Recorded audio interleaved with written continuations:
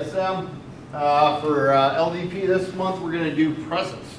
I know it's a block on the NCOER. OERs, I'm not sure if it's on there or not. If it is, it's not. What is presence? Anybody? The ability to walk into a room and go, wow. Okay, what do we talk about on our NCOERs? What is presence on our NCOERs? What are we trying to achieve?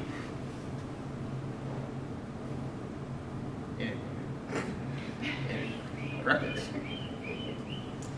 Okay. Right uniform, right place, right time. Right. It's to show your presence. It's more or less your command presence. It's what they're looking for. All right. Sergeant Major Klinkner's not in here, but the LDP and what he wants it to go for over the next couple of months, it's a group-based discussion. It's just not me up here going through slideshows and all that stuff. He wants you guys to talk. And in 3 months, at the next quarter one, that's going to talk about presence. And I don't know who's going to think HHC's giving it. They're going to talk about how it represents towards the RTI. But I'm going to give you the book definition of presence is different in where you look.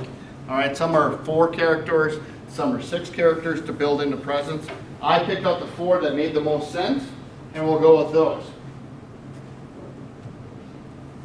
This is the book definition of presence.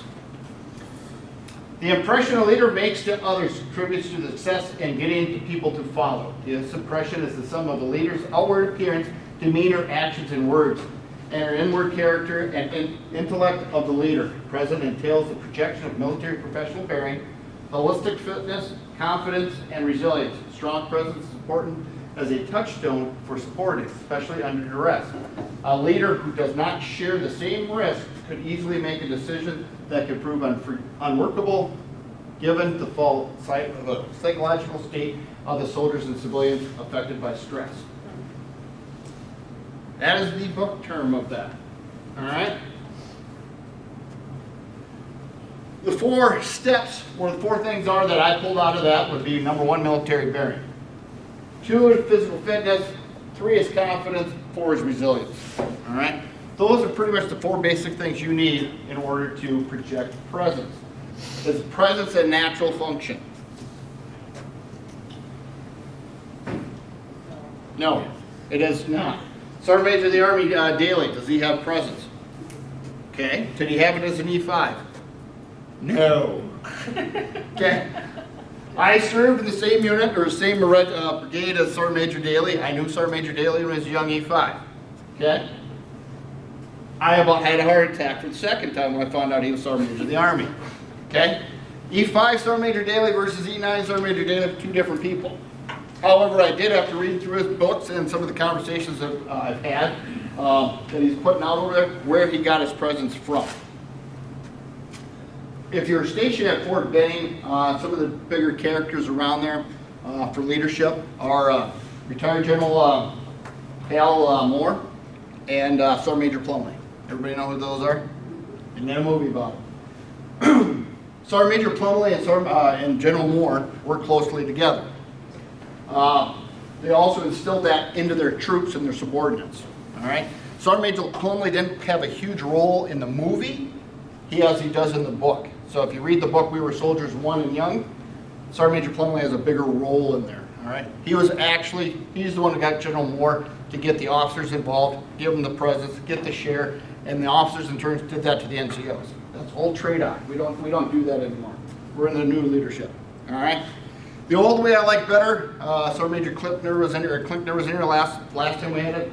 Be, know, and do is a lot better. I like the be, know, and do versus what we got nowadays, but times are changing.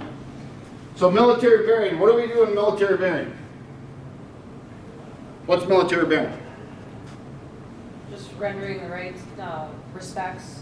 Right respects, what else? Technical and tactical. Technical, tactical. All right, what else we got? Uniform, all right, so we're not walking around, one collar up, one down, all right. We're in the right uniform usually at the right time, all right, and doing the right thing. That's military bearing, all right. How we carry ourselves, and you can tell most military people out there, especially if they do have some sort of presence, you can tell them anywhere, all right, either by the haircut, even with the females, females interact with other people out there. You can tell that they're military, all right, in some shape or form. Definition, military bearing. Pride in self starts with pride in your appearance. As an Army leader, you are expected to look and act in a professional. You must know how to wear the appropriate uniforms or civilian attire and do it so with pride. As far as civilian attire, I don't know. What they're saying is no graphic T-shirts, nothing that's defaming or anything like that. All right. I got other stories on that one too. What to wear to certain federal monuments and what not to wear, especially when guests are around. Soldiers seen in public with their jackets unbuttoned, their ties undone, do not send a message of pride, professionalism. Instead, they let their unit and fellow soldiers down in the eyes of American people. Meeting prescribed height and weight standards is another integral part of the professional role. How leaders can carry themselves and display military courtesy, appearance sends a clear signal. I am proud of my unit, my country, and my uniform. All right. You'll see that in younger soldiers. Matter of fact, last year we went out to ITW. I was with Sergeant Major Keats, and I think Sergeant Major Klinkner was with us, I'm not sure. But we walked in, we were on an active duty post, and yes, they're both National Guard Sergeant Majors. Of the people that said it took a senior, I think he was an E6, to actually greet them of the day. All right? The E4s and E5s and below never said anything. All right? And how they walk. And you notice that throughout active duty. They kind of changed. It's not the same as it used to be. I grew up, my first 8 years in the military were active duty. So I had a little eye-opening experience of that. I was a corporal. I used to support down at the 75th Ranger Battalion. We did support for them. I would walk in with whatever work orders we had done for them or not. They had people cleaning the hallways. As a corporal, they went to the side of the hallways, made room, and everybody greeted me as I walked down the hallway. Not saying we need to do that every day, but that's how it was back then. All right? The signs of respect is still going. The military changes just like any other occupation. So whatever the civilian force is coming out with, it's kind of how the military goes.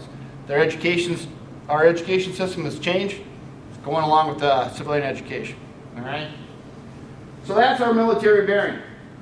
Do we want to look good in uniform at all times? Try to. Do we still see the guys on the line? You see them? Number of, what the flip moments on Facebook? You'll always see they got captioned. They always hit the Guard and Reserve on there pretty hard. But every time I seen some really big guys that are on there, they got an active duty patch on. So it's like, really? Don't knock us out that much. But yes, we do see those guys out there that are overweight in the Guard and Reserves. We try to stay away from that. The new PT test will change all that, I swear. Physical fitness, now we're moving into that.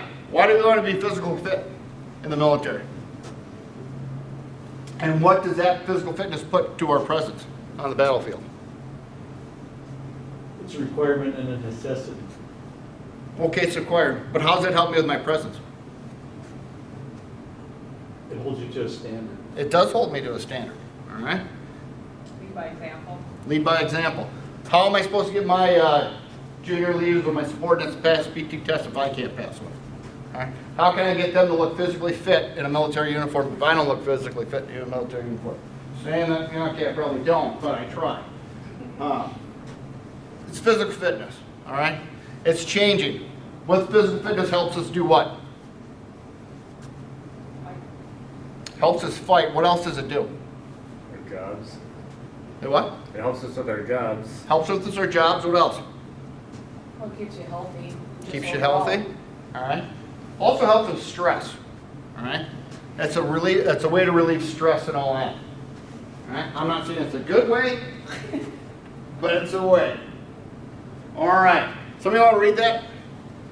Physical demands of leadership, prolonged deployments, and continuous operations can erode more than your body. Physical fitness and adequate rest support mental functioning and emotional stability, both essential for sound leadership. You must be prepared for deprivation. It is difficult to maintain a high level of fitness during fast-paced, demanding operations. If you are not physically fit before deployment, your mental and emotional fitness will suffer as well.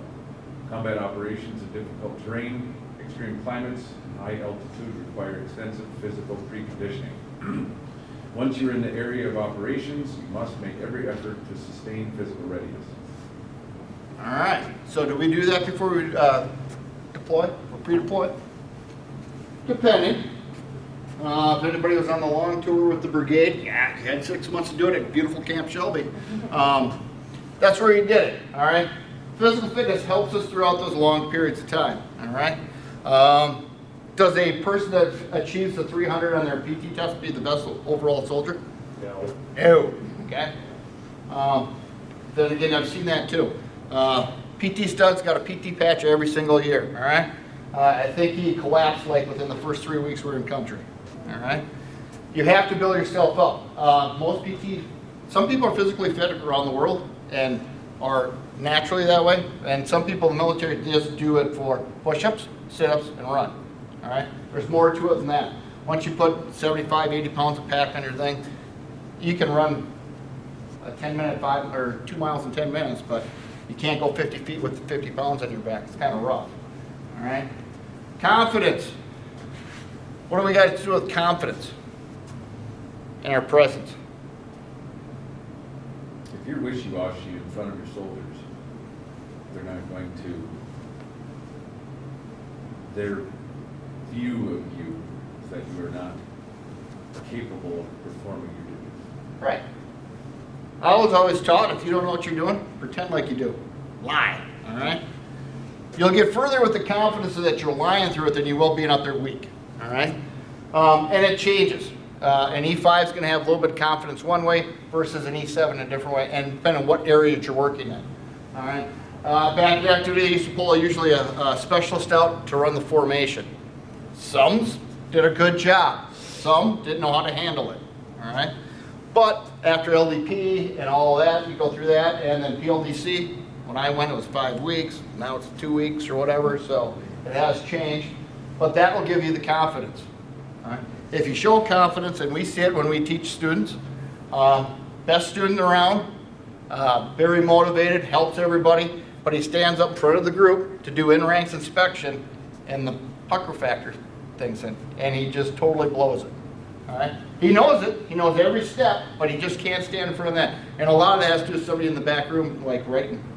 All right? And the evaluation's not that tough. Confidence. Somebody want to read that one? Confidence is the faith that leaders place in their abilities to act properly in any situation, even under stress and with little information. Leaders who know their own capabilities, believe in themselves, are confident. Self-confidence grows from professional competence, but too much confidence can be as detrimental as too little confidence. Both extremes impede learning and ability. Bluster, loudmouth, bragging, or self-promotion is not confidence.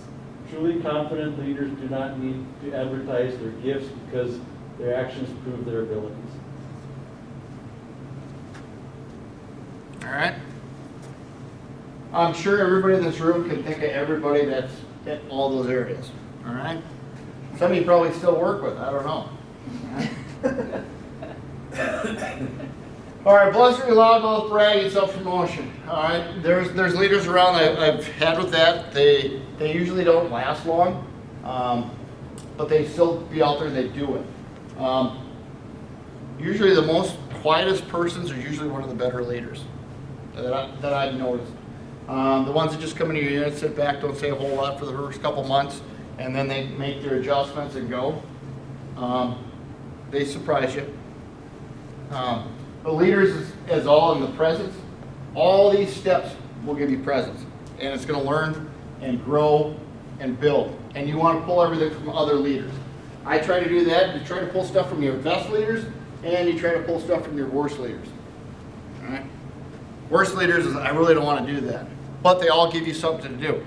Usually, those worst leaders do 9% of the stuff bad, but that 10% they do right, they do it awesome. All right. 90% of it's crappy leadership, but 10% they do great. So resilience, all right? I'm not a big fan of resilience, but you need it to be a leader, you need to have a presence, all right? My resilience, I learned from my parents, all right? I know not everybody wins, I know there's losers in the world. I know you can talk to people to build up. Kind of got away from that in society.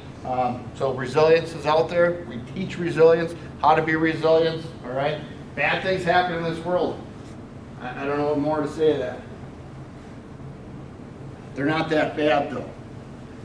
All right, resilient leaders can recover quickly from setbacks, shocks, injuries, adversities, and stress while maintaining their missions and organizational focus. Their resilience rests on their will, their inner drive that compels them to keep going. Even when exhausted, hungry, afraid, cold, wet, resilient leaders help and their organizations carry on difficult missions to their conclusions. That true? Sure.